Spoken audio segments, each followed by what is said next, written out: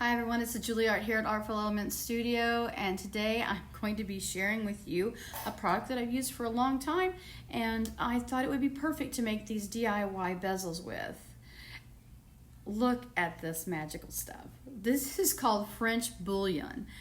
Isn't it so amazing? It's like spaghetti noodles, right? It has such fluidity. It comes in lots of different colors.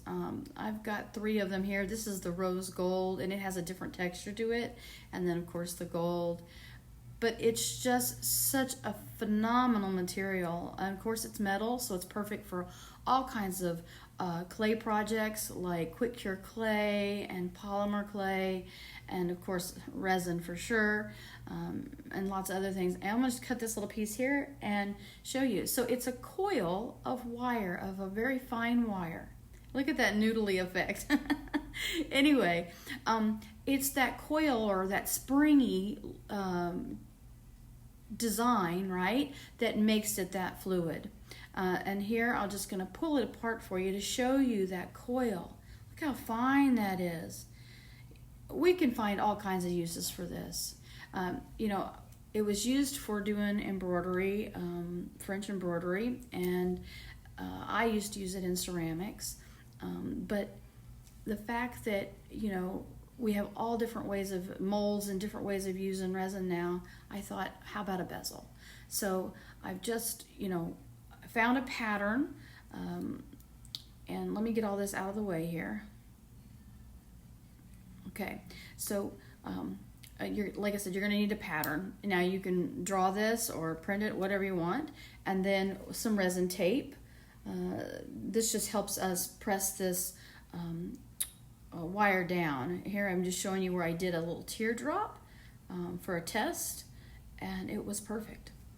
So yeah, and because this is so fluid, unlike wire when we uncoil it or whatever, texture wise it is going to let us do this. And then here I'm showing you can actually thread another piece of wire to even get more rigidity, and then I've just twisted it up. But wire wrap artists, you're doing an edge on something, having that little bit of extra wire in there will give you the body that you need too. So now I'm just going to lay the design underneath my mat, and that way I can see it. And then of course the tape just clings to the silicone pad here. You do want to use a silicone mat that it'll hold it down, or just tape it down. And I've cut a little piece of the gold, just so that way I know that it's gonna cover the entire parameter. And then I'm using the epoxy resin store's UV resin, and then whatever findings and things or other little things that you would like to add to it, glitter. And then you're going to need your wire cutters and tweezers and something to move your resin around with.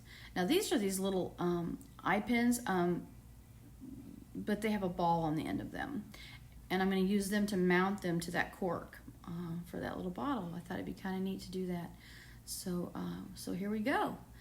And like I said, you can peel it up. Just use your tweezers to kind of help lay it down. This design is a pretty small one, so I'm gonna work with it a little bit to get those little tight turns. But you can see it you're able to manipulate it very well, and then work it around. And then if you don't like what you've done, just be careful pulling it back up, because you don't want to spring it. Or I guess it was considered sprung. But anyway, you just want to keep working it around until you follow your parameter of your design. I chose the dragonfly just so that you could see how it follows those tight patterns. Those wings are pretty tight. And now remember too, also the adhesive on your tape is important. But this went fairly easily. You do get your finger stuck to your tape once in a while, so if you've got some baby powder, it's not a bad idea to take a little cotton swab or your finger and just rub the outer parameter of your tape. But you have to be really careful not to diminish the sticky where your wire is going to go. That's the only thing about using a powder, is you risk it, getting elsewhere. But anyway, so I'm just following the wings, and then we're going to get it in there, and we'll tuck and cut it and get that pressed down real well. I could have easily left this off and attached a bead there, because of that, because it's a tube, right? You could run a small piece of wire through a bead and then tuck that into the two sides of the wing, and that would be cool as well. So now I'm just pinching the edges of the wing there to get real good defined pattern, but I'm pretty pleased with that, and I of course I know it's gonna look good on my project. So now here we're taking some of the UV resin. You're just going to fill the cavity in.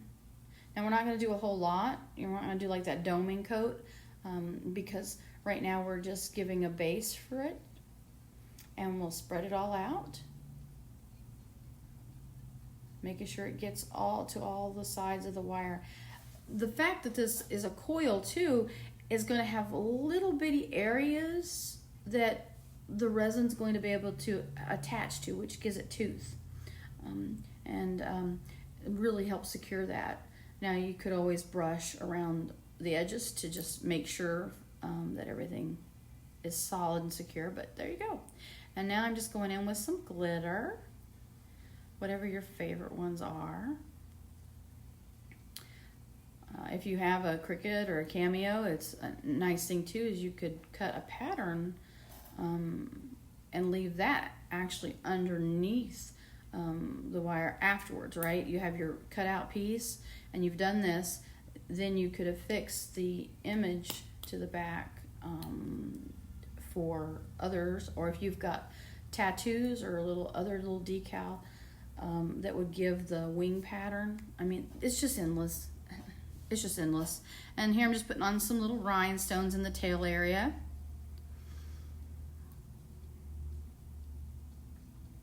Getting it put in there really well, and some glitter.